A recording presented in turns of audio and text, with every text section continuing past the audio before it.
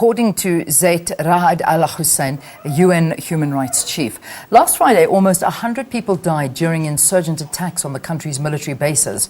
War is, however, no stranger to this country, as conflict began after its first multi-party elections following their independence from Belgium in 1962.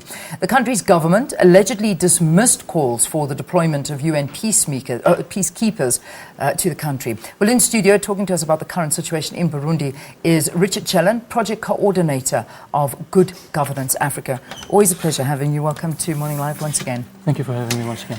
So, last month, Ban Ki-moon, the UN Secretary General, told the Security Council that Burundi is on the brink of civil war. And we're getting warnings from all over the place that war is about to break up there imminently.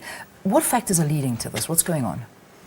Well, the last time we discussed, the Burundi conflict, we remember it all started with Pierre Nkurunziza going for a third term, which led to clashes between opposition parties and the government. And there was an attempted coup, which failed, and then the government decided to crack down on those who were responsible. And since then on, we've seen there's been reports of torture, intimidation, execution, killings from both sides, both from the opposition and from the government side. And we've seen most recently there's been an attack on a military base, which led to the 87 killings on Friday, which was in retaliation for this. And since then on, the conflict has been escalating. Yeah, which is devastating for the people of Burundi, because, as we said in the introduction, we saw a military attack bases, the attack on military bases on Friday, claiming almost 100 lives. I mean, this must be just a drop in the ocean as to the amount of lives that have been lost in Burundi. Yeah, it's really escalating, as we can see, and even the attack on a military base signals a change in tactics from the opposition party. Yeah. I mean, from the opposition, from the militia as well, because they were usually attacking civilians or members of the government, but now it's been extended to even the military base as well, which is quite concerning. And as we see, it's not only the killings as well, but also the amount of refugees. There's been over 300,000 Burundians who have fled the country till now. So it's really an alarming situation. Why is the UN not ready to deploy peacekeepers into this country? Firstly, that's a very interesting point, because yesterday, as we know, the United Nations Human Rights Council sat, and they're going to deploy a political mission there to send experts to monitor the situation, the violence in Burundi. However, the AU as well have also sat, and they have announced that they will not allow another genocide to go through, and they are currently sitting, planning to deploy 5,000 troops to Burundi, and they have made clear that they are just waiting for the finalization from all the members so that they can do that. And the interesting thing is that the government of Burundi does not want any interference. They say things are under control and things. But the AU is actually considering to send troops regardless of what the government say. And that will make recourse to an emergency thing of the charter as well. Yeah. So there is consideration to be sending troops there. And I think that would be one of the most important aspects to look forward to.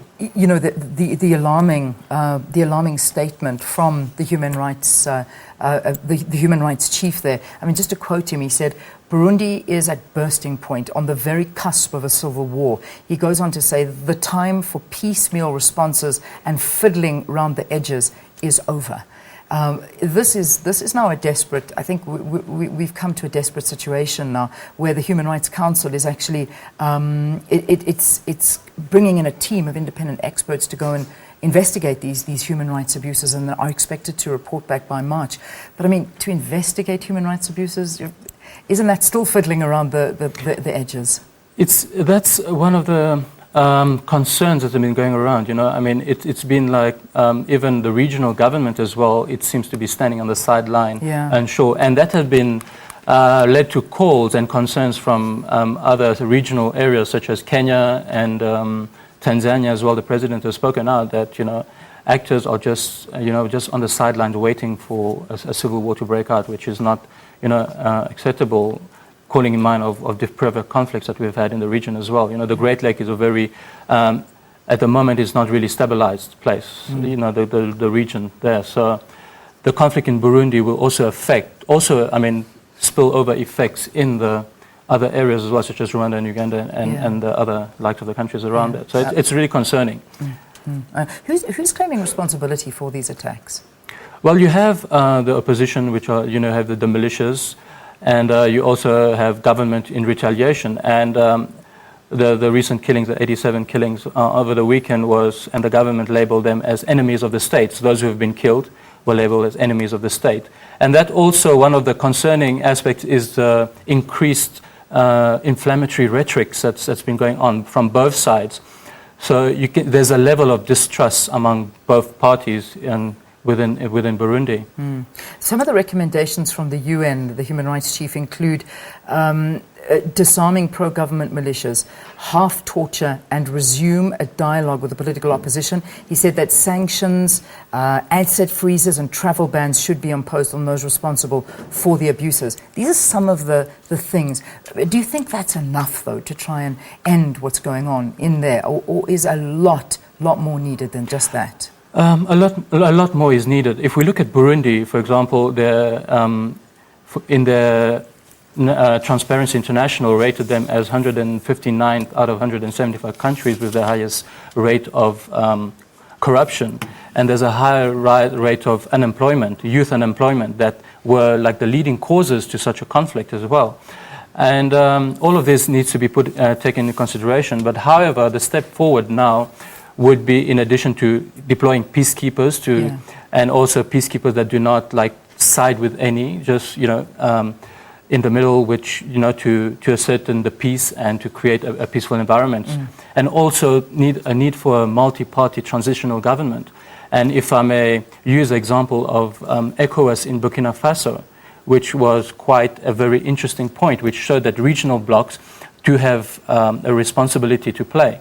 And they can make a difference, as was in the case of Burkina Faso, where ECOWAS took the lead and fostered a transitional government and also led up to the recent elections we had. So I would say ECAS as well, the Eastern African Community, EAC, also has a very important role to play, and all the regional players. Richard Chelin, thank you for talking to us here. Project Coordinator for Good Governance Africa, as usual. Thanks for your time. Thank you very much. Let's take a break here on the program. And